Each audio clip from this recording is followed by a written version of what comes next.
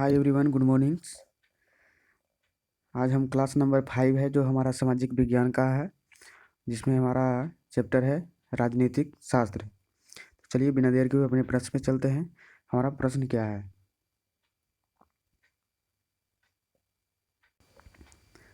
देखिएगा, हमारा टॉपिक है लोकतंत्र की उपलब्धियां।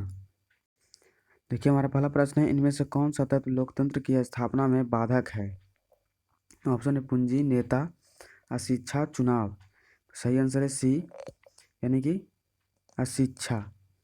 अगला प्रश्न है, लोकतंत्र में सरकारें किसके प्रति उत्तरदायी होती है? ऑप्शन है संसद, जनता, प्रधानमंत्री, मंत्रिपरिषद। सही आंसर है बी, जनता के प्रति। अगला प्रश्न है, भारत में किस तरह के लोकतंत्र की व्यवस्था की गई है?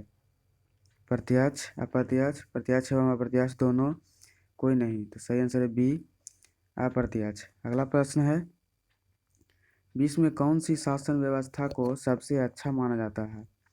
सैनिक तंत्र, राजतंत्र, लोकतंत्र, अधिनायक तंत्र। सही आंसर है सी, लोकतंत्र। आज दुनिया के लगभग कितने देशों में लोकतंत्र विद्यमान है? 100 देशों में, 60 देशों में, 50 देशों में, 150 देशों में। तो सही आंसर है ए, 100 देशों में। अगला प्रश्न है, किस सरकार के कार्यों का मूल्यांकन जनता भय के कारण नहीं करती? तानाशाहों का, राजतंत्र का, लोकतांत्रिक शासन का। इनमें कोई नहीं। तो सही आंसर है सी, लोकतांत्रिक शासन का। किस सरकार में चुनाव नियमित रूप से होते हैं? लोकतंत्र, राजतंत्र, सैनिक तंत्र, गैर लोकतांत्रिक तंत्र। सही आंसर है ए, लोकतंत्र। अगला प्रश्न है, किस सरकार में फैसला लेने में विलम्ब होता है? लोकतांत्रिक, गैर लोकतांत्रिक, तानाशाही। इनमें कोई नहीं। तो सही आंसर है डी, इनमें कोई नहीं। अगला प्रश्न है, दक्षिण अफ्रीका और ब्राज़ील में समाज के सबसे निचले पायदान पर रहने वाले 20% लोग आय के कितने प्रतिशत हिस्से पर अपनी जीवन यापन करते हैं? 13, 3, 33, 23। तो सही आंसर है बी, 3%। लोगों के बीच नियमित संवाद की गुंजाइश किसमें बनी रहती है? सैनिक शासन में, गैर लोकतांत्रिक व्यवस्था में, लोकतंत्र में, अधिनायक तंत्र में। तो सही आंसर है सी, लोकतंत्र में। अगला प्रश्न है, लोकतंत्र में फैसले किए जाते हैं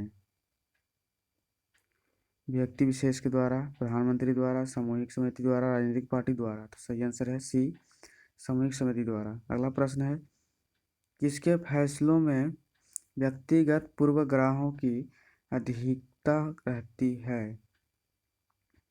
लोकतांत्रिक, राजशाही, गैर लोकतांत्रिक, तानाशाही। तो सही आंसर है सी, गैर लोकतांत्रिक। अगला प्रश्न है, इनमें से कौन सी एक बात लोकतांत्रिक व्यवस्था के अनुरूप नहीं है?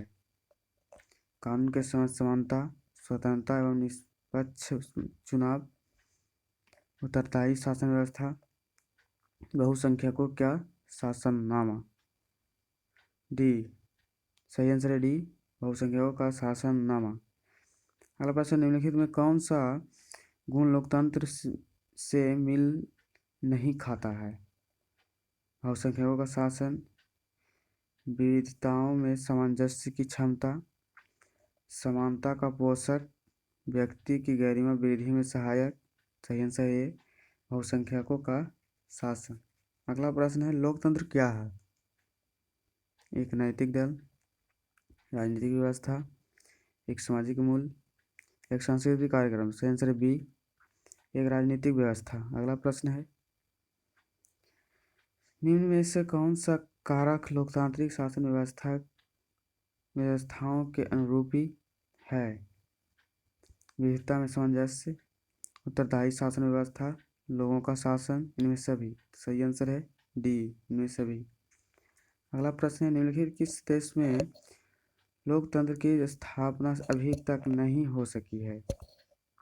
America, Britain, Myanmar, Switzerland. तो सही आंसर है सी, म्यांमार। अगला प्रश्न है, वर्तमान समय में किस शासन व्यवस्था को सर्वाधिक लोकप्रिय माना जाता है? सैनिक यंत्र, लोकतंत्र, राजतंत्र, इनमें से कोई नहीं। तो सही आंसर है बी, लोकतंत्र। अगला प्रश्न है, निम्नलिखित में कौन सा कथन लोकतांत्रिक शासन पद्धति के संदर्भ में सही नहीं है?